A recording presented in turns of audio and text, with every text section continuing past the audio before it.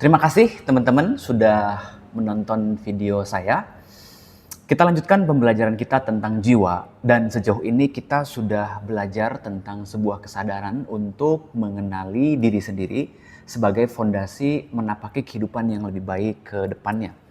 Di video-video sebelumnya kita udah menjelaskan bahwa layaknya sebuah handphone yang punya fitur-fitur, jiwa kita juga punya fitur-fitur, di mana jiwa kita punya 5 fitur. Yang pertama adalah imajinasi, kedua adalah memori, dan ketiga adalah perasaan, dan keempat adalah kehendak. Nah, di video kali ini kita akan membahas yang namanya kehendak, bagian keempat dari 5 fitur jiwa. 5 fitur jiwa yang kita miliki. Apakah teman-teman pernah melakukan sesuatu atau merencanakan sesuatu tapi nggak jadi-jadi?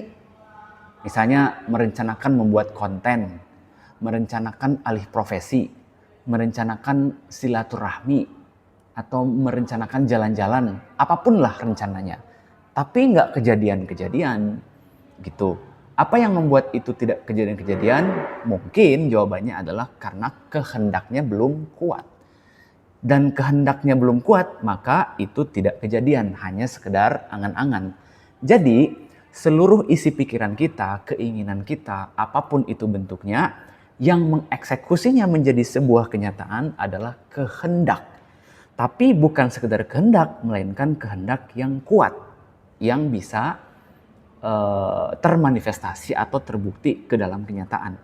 Orang sering membedakan antara keinginan, antara kehendak, antara niat, antara apalagi ya, rencana dan macam-macam ya. Tapi kehendak mungkin bisa merangkum seluruh istilah-istilah tersebut.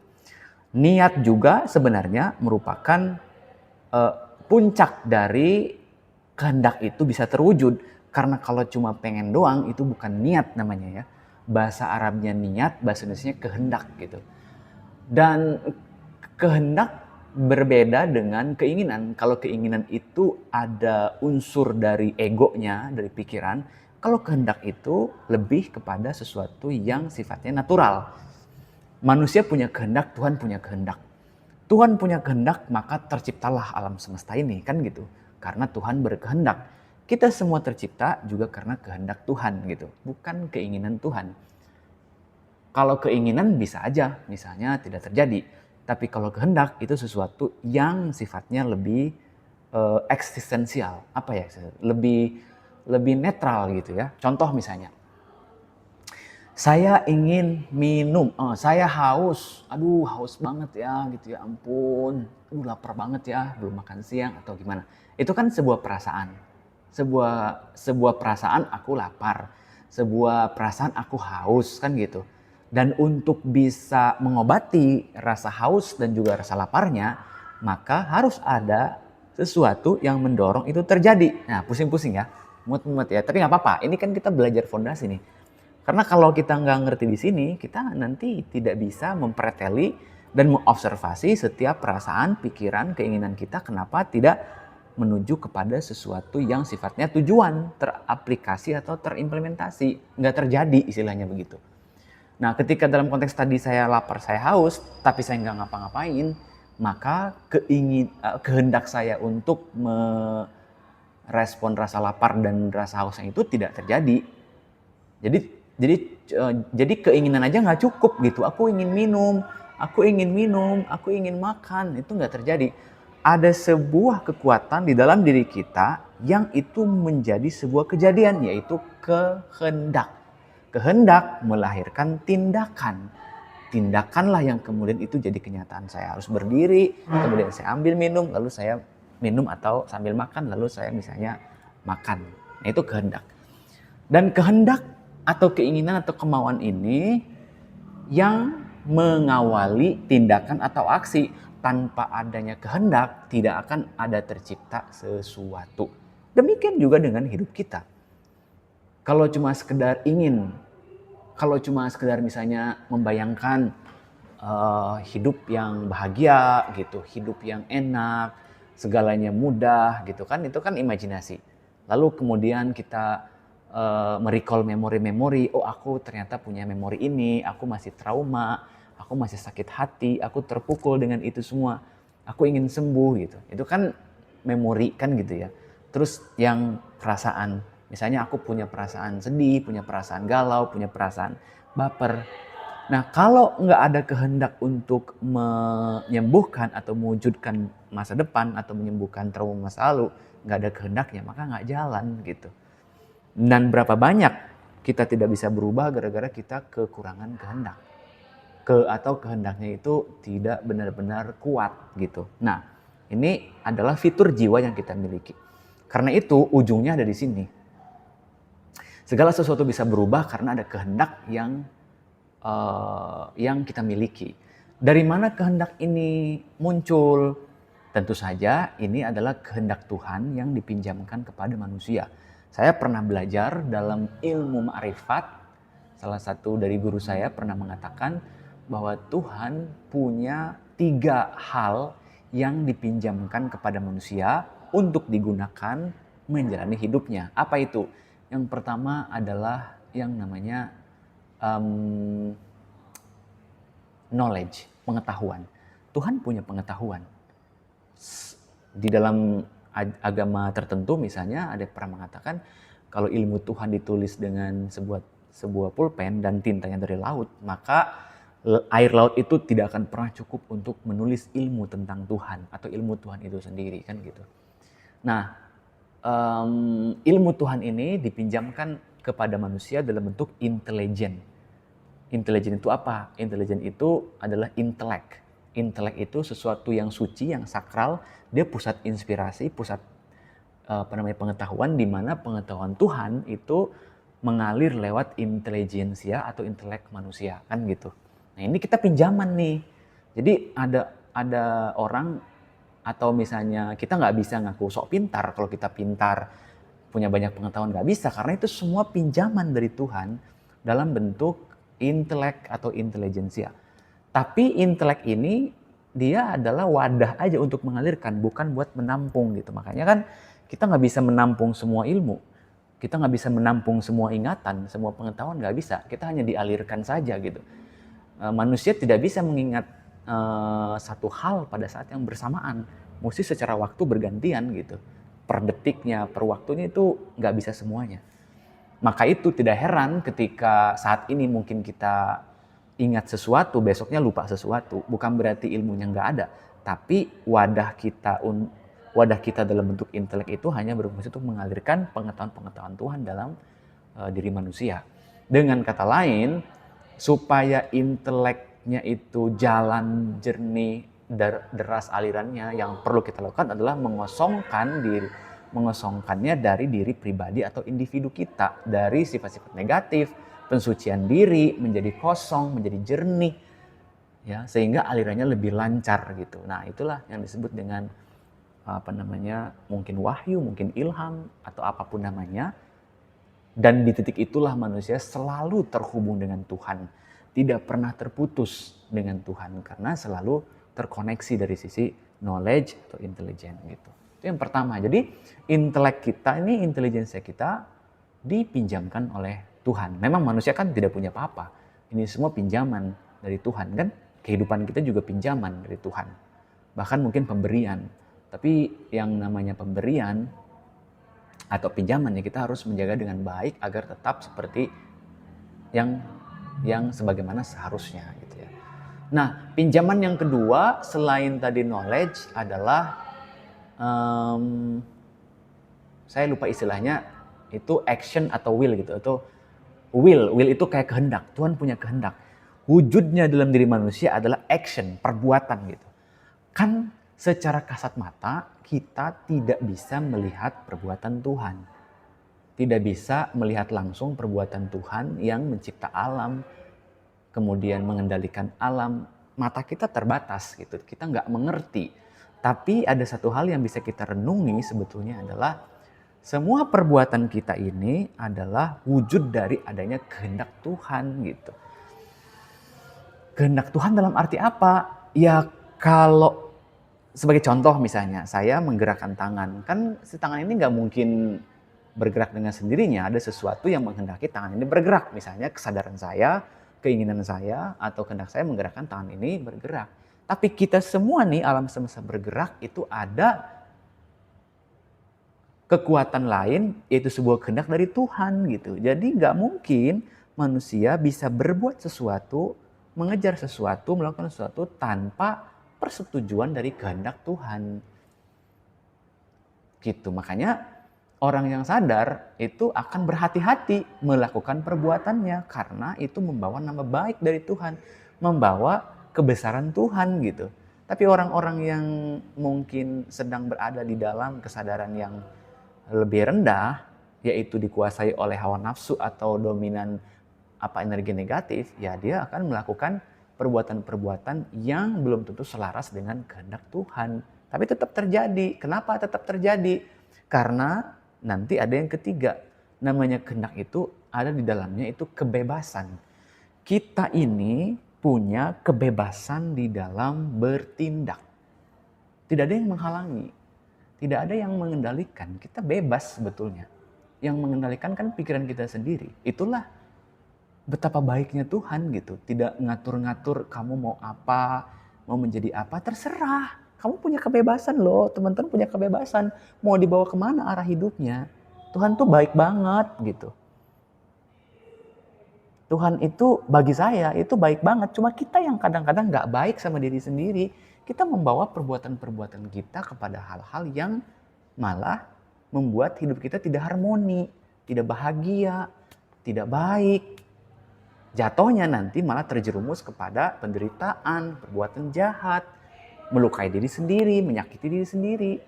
Contoh misalnya ada orang yang mau bunuh diri misalnya kan gitu. Kenapa sih dia mau bunuh diri? Karena dia mungkin punya banyak masalah yang dia gak sanggup menghadapinya. Contoh misalnya. Kenapa dia bisa punya seperti itu? Karena dari masalah ini perasaannya menjadi sangat-sangat low vibration gitu, menjadi sangat-sangat tidak enak. Dan ketika lagi perasaannya tidak enak, logikanya juga nggak jalan. Dan pada saat logika nggak jalan, yang terjadi apa? Badannya merasakan sensasi-sensasi yang tidak nyaman. Pada saat kita merasakan sensasi di badan tidak nyaman kan bawaannya pengen udahan aja. Pengen udahan tuh dalam arti kata, aduh aku nggak sanggup gitu. Akhirnya ya udah kayaknya aku tidak punya pilihan gitu. Memang kalau kita berada di low energi, seringkali memang kita nggak punya pilihan. Kita dikuasai oleh energi negatif itu. Sebagai contoh yang paling relate dalam kehidupan misalnya, kalau orang lagi dompetnya kosong, ya kan, berarti kan low budget, ya kan dia tidak punya kebebasan. Mau beli apa nggak bisa, mau makan apa nggak ada uang, mau berbagi sedekah apa yang mau dibagikan, nggak bisa makan seenaknya. Tapi kalau dia punya banyak uang, ada kebebasan. Lebih potensial kebebasan yang dilakukan. Tapi kalau lagi pada saat lo begitu, apa yang harus kita lakukan gitu agar tidak terbawa oleh dorongan yang muncul dari energi yang rendah tadi itu, yang bisa membawa kita kepada hal negatif. Yang pernah saya lakukan adalah sadar. Dan untuk sadar itu dibutuhkan orang yang lebih tinggi kesadarannya, yaitu diingatkan. Makanya nanti dalam peta kesadaran kita akan membahas gitu ya, bahwa orang yang berada di dalam kesadaran rendah tidak bisa memberikan inspirasi kepada orang lain. Untuk nolong dirinya sendiri aja susah. Karena itu dibutuhkan orang yang punya kesadaran lebih tinggi untuk membantu dia mengatasi masalahnya. Maka kehendak yang dilakukan adalah dia mencari orang atau teman atau siapapun yang dia pikir atau menurut dia itu bisa membantu dia. Jadi jangan ditanggung sendirian. Karena kalau ditanggung sendirian, kalau kitanya belum ahli mengelola emosi, mengelola perasaan, mengelola keinginan, cari. Kalau enggak akan berputar-putar di situ terus, di dalam perasaan itu terus. Karena saya pernah satu jam, setengah jam itu berputar di situ nggak ketemu ujungnya gitu. Nggak ketemu. ujungnya negatif lagi, ruwet lagi, aduh pusing sampai gimana gerak. Oke lah kita bergerak misalnya emosinya berubah, tapi sejauh mana gerakannya nanti muncul lagi gitu. Ya kan? Nah, kalau nggak bisa ketemu orang gimana? Ya kita punya akal, punya apa istilahnya ya? Ya punya pikiran, nanti yang akan dibahas pikiran sebagai bagian kelima nanti dari jiwa ya. Ya cari buku. Kadang-kadang kan kita segan buat bertanya sama orang kan. Kita bisa cari referensi, cari buku bacaan, cari video inspiratif, cari apa dan segala macamnya. Gunakan hal-hal yang bisa kita gunakan untuk mengedukasi jiwa kita yang sedang berada di dalam kondisi low vibration tersebut gitu. Jadi jangan diem. Karena di dalam situasi kayak gini kalau diem malah jadi, kecuali dia sudah mengenal meditasi. Bagi orang yang belum mengenal meditasi, diem malah tambah overthinking gitu loh kan. Kecuali orang yang sudah mengenal meditasi, diem dia itu adalah proses healing, penyembuhan, dan saya melakukan itu. Apa yang saya lakukan? Saya mentransformasikan energi negatif dari bawah ke atas, ke dada, kemudian ke leher, ke kepala, lalu dilepaskan. Itu nanti ada tekniknya. Bagaimana melepaskan emosi atau releasing energi negatif. Karena pada dasarnya energi itu mengalir. Kalau dia stuck di sebuah tempat di dalam tubuh kita, dia menjadi beban emosi yang akhirnya bisa melahirkan sakit di badan. Ya macam-macam nanti kita akan bahas. Tapi paling tidak di sini kita dasar dulu bahwa kita punya namanya kehendak gitu. Nah, yang kehendak tadi itu yang dari Tuhan wujudnya adalah di dalam kemampuan kita memilih tindakan-tindakan kita gitu. Diarahkan kemana tindakan-tindakan kita ini? Apakah kepada hal-hal yang baik atau kepada hal-hal yang kurang baik gitu ya. Nah, warisan ketiga dari Tuhan selain tadi pengetahuan dalam bentuk intelijensia, kemudian kehendak dalam bentuk perbuatan, yang ketiga adalah warisan Tuhan dalam bentuk love, cinta. Cinta itu adalah kasih sayang yang gimana ya menjelaskannya? Yang dalam bentuk manusianya berbentuk perasaan gitu. Perasaan menyayangi, perasaan mengasihi, perasaan itu kan banyak ya. Cinta itu juga banyak bentuknya gitu. Ada yang bisa nggak kita marah tapi karena cinta? Bisa. Bisa nggak kita menegur anak atau menegur pasangan itu karena cinta? Bisa. Kenapa? Yang paling penting adalah motifnya. Jadi manusia punya perasaan galau itu juga bagian dari cinta. Ketika cintanya tidak bersambut dia jadi galau. Itu juga bagian dari perasaan. Ya. Kemudian dia punya kerinduan, dia punya kecemasan, kekhawatiran, ambisi, keinginan,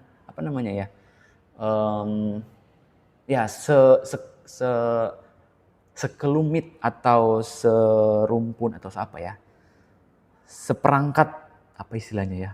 Pokoknya itulah. Sekumpulan perasaan-perasaan itu adalah warisan dari Tuhan yang dalam diri Tuhannya adalah berbentuk cinta, love aja gitu. Begitu diturunkan ke manusia, jadinya banyak gitu.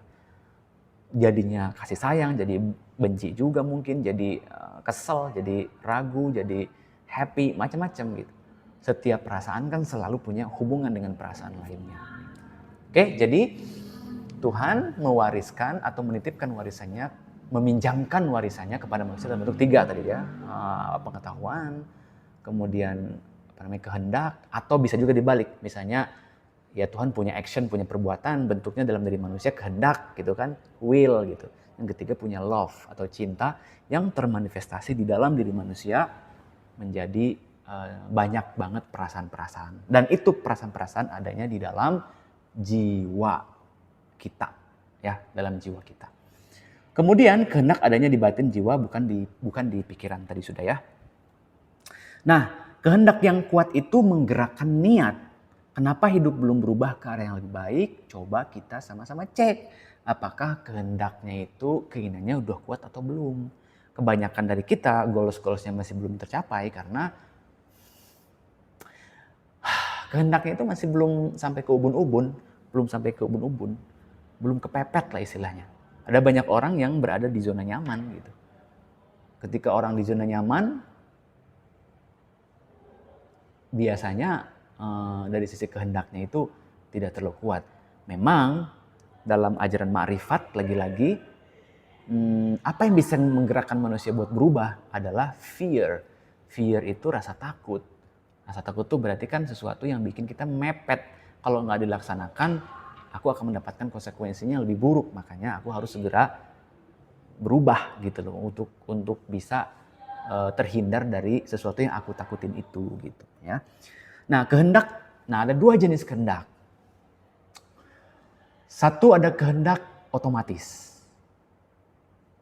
Dan kedua ada kehendak manual. Oh, apa bedanya? Beda dong. Kehendak otomatis itu adalah perbuatan yang kita nggak intervensi. Yang bekerja adalah alam bawah sadar kita. Contoh, nyetir mobil, kalau udah biasa kan nggak pakai pikiran, langsung otomatis. Makan, otomatis pakai tangan. Jalan, apalagi banyak perbuatan-perbuatan yang dikendalikan oleh alam bawah sadar, udah otomatis, itu kehendak juga. Masalahnya kalau untuk hal-hal yang sifatnya teknis kayak gitu demi menjaga keberlangsungan kehidupan, ya alhamdulillah itu sesuatu yang baik. Masalahnya adalah kalau ada kehendak yang tidak sinkron atau kehendak yang tidak harmonis dengan kebutuhan hidup yang misalnya berasal dari respon kita pada sesuatu. Orang kalau sudah terbiasa otomatis merespon sesuatu dengan cara panik, maka itu juga bisa jadi kehendak otomatis.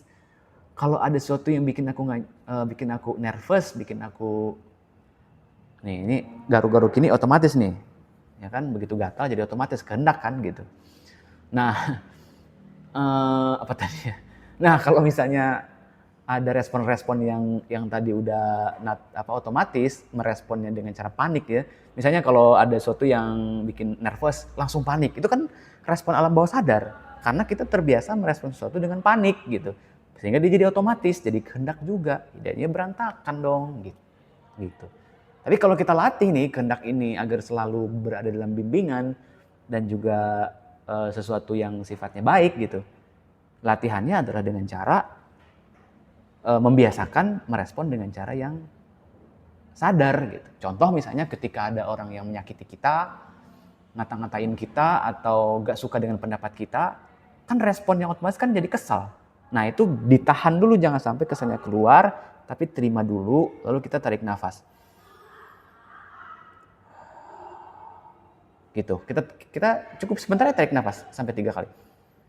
Nah kita sedang menetralisir kehendak otomatis yang bernuansa negatif gitu. Karena kalau diturutin, misalnya kita lagi menyampaikan pendapat, orang lain gak suka, kan kita jadi tersinggung. Kalau tersinggung diungkapkan jadi masalah. Hubungan dengan orang nanti jadi konflik kan gitu. Jadi belajar mengelola kehendak itu sendiri adalah satu journey di mana kita pelan-pelan mengenali apa sih kehendak-kehendak otomatis yang udah ada dalam diriku. Banyakan yang mana antara yang baik dan yang buruk, yang negatif sama positif. Ya kan? Nah itu adalah perjalanan dari teman-teman sendiri untuk bertumbuh secara jiwa gitu, menjadi jiwa yang berkelas dari sisi cara merespon sesuatu. Nah yang kedua ada kehendak manual. Kehendak manual itu datang dari desire atau hasrat atau keinginan yang berasal dari pikiran sadar. Sadar loh gitu, misalnya aku mau kuliah, aku mau bekerja, aku mau ngopi, terus aku mau nulis, mau podcast kayak gini, itu kan kehendak sadar. Ya kan, kehendak yang aku lakukan karena ada dorongan aku pengen melakukan sesuatu. Dan itu fine gitu kan, sepanjang jangan melakukan kehendak yang tidak sadar yang akibatnya bisa membuat hidup kita jadi susah gitu. Ya, jadi bedain tuh antara kehendak sadar dan kehendak yang tidak sadar. Dan kehendak yang sadar ini punya fungsinya bagus banget untuk apa? Untuk mengimplementasikan, mengeksekusi, mewujudkan semua hal yang kita inginkan. Gitu. Kita ingin berubah, kita ingin sukses, kita ingin bahagia, kan ada tahapan-tahapannya gitu. Kita harus mau melakukan sesuatu. Mau untuk meditasi, mau untuk berusaha, mau untuk bekerja, mau untuk berpikir, untuk merasa, itu harus ada kemauan dulu. Yang nggak ada kemauan ya gimana gitu loh ya. Jadi jangan sampai dablek gitu. Dablek itu apa? Nggak berubah gitu. Udah kasih tahu nggak gerak-gerak juga. Itu saya biasanya tuh sering kali tuh ya. Dari kasih tahu sama orang yang lebih tua, yang lebih tinggi gini-gini. Tapi kadang-kadang saya masih dablek gitu. Kenapa sih bisa begitu? Nah, kita juga punya argumentasinya. Mungkin aja apa yang diperintahkan orang atau diinstruksikan orang, misalnya oleh mentor, orang tua atau guru, belum masuk ke akal pikiran kita. Ke yang kelima nanti, ke pikiran. Bukan kepikiran ya, tapi ke pikiran kita. Once manusia bisa mengerti, kemudian menerima ya apa yang masuk ke dalam pikirannya, biasanya dia akan mau bergerak untuk melakukan itu. Balik lagi, pengetahuan adalah kuncinya. Berapa banyak dari kita yang misalnya nggak gerak-gerak karena nggak punya pengetahuannya kan? Begitu kita punya pengetahuannya, kita jadi mulai bergerak untuk melakukan sesuatu atau bertindak atau melakukan kehendak kita untuk melakukan sesuatu lah kan gitu. Nah, hati-hati dengan kehendak bisa kejadian kalau peka atau sensitif atau pakai perasaan ya. Jadi gabungan antara pikiran, perasaan, kehendak itu powerful gitu ya kan. Contoh misalnya saya ingin ketemu seseorang misalnya, ya ingin ketemu seseorang, maka kita mengatakan ke pikiran kita aku mau ketemu dia. Lalu di dalam perasaan kita masukkan betapa bahagianya kalau misalnya aku ketemu sama dia kan gitu. Ini kan udah dua tuh berarti kan. Kalau ketemu sama dia sama orang misalnya kita ingin mencari partner bisnis, ya kan? Ya berarti kita katakan aku mau ketemu orang ini, lalu kita masukkan ke dalam perasaan kita. Perasaannya apa? Happy kalau ketemu dia. Jadi buat di dalam imajinasi itu kalau ketemu dia ekspresi yang kita hadirkan itu bahagia gitu. Kehendaknya gimana? Ya kehendaknya jangan diem aja. Kehendaknya misalnya kita coba telepon atau coba kita WA atau kita bikin status atau kita apapun lah namanya. Yang penting itu wujud daripada tindakan atau kehendak. Karena apa yang dipikirkan dan dirasakan harus menemukan jalannya untuk bisa mewujud dalam kenyataan, yaitu menggunakan kehendak yang terwujud di dalam tindakan. Gitu. Ini kan jadi paham kan gitu dari sisi ini segala sesuatu butuh jembatannya, nggak langsung bim salah bim abrakadabra puh jadi gitu, nggak gitu juga. Gitu. Dalam konteks yang lebih universal misalnya doa dan usaha atau apapun lah namanya. Tapi esensinya adalah ini gitu ya. So, hati-hati kalau berkehendak apalagi pakai perasaan bisa mewujud. Nah, menariknya adalah untuk hal-hal yang negatif kita biasanya nggak perlu usaha, tapi kejadian gitu. Karena kan seringkali lingkungan kita membentuk bagaimana cara kita berpikir dan kebanyakan mengarahkan pada hal-hal yang negatif gitu ya. Jadi hati-hati dengan kehendak. Ngucap itu hati-hati karena ucapan punya power gitu. Apalagi ucapannya pakai perasaan, nah itu powernya kuat. Lalu dipakai tindakan, wah itu udah lebih kuat lagi kan gitu.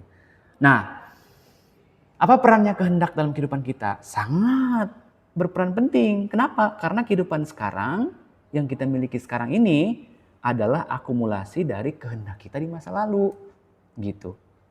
Contoh kalau dulu kita nggak mau sekolah, ya udah kebayang hidup kita kayak gimana sekarang.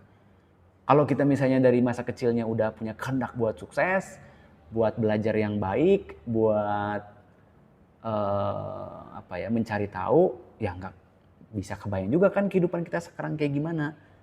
Dan kehidupan kita ke depan, ini nantinya nih usia misalnya, kalau sekarang saya usia misalnya 38, usia saya nanti di 50, 60, ya tergantung kehendak saya yang sekarang.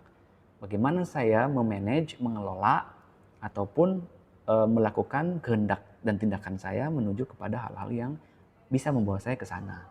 Jadi semuanya tuh saling interconnected gitu, terkoneksi antara yang masa lalu, masa sekarang dengan masa depan, yang menghubungkannya adalah kehendak itu, ya, yang mengeksekusinya kan gitu. Karena itu kehendakmulah yang terjadi. Nah ini yang terakhir adalah bahwa kehendak Tuhanlah yang terjadi. Nah, ada baiknya kita belajar tentang spiritual, menyelaraskan kehendak kita dengan kehendak Tuhan supaya kehendak Tuhan dengan kehendak kita selaras. Kalau sudah selaras, maka hidup kita jadi jauh lebih mudah. Jadi berkehendaklah dari Tuhan, jangan berkehendak dari ego pribadi atau diri sendiri. Itu aja, terima kasih. Sampai jumpa di video berikutnya.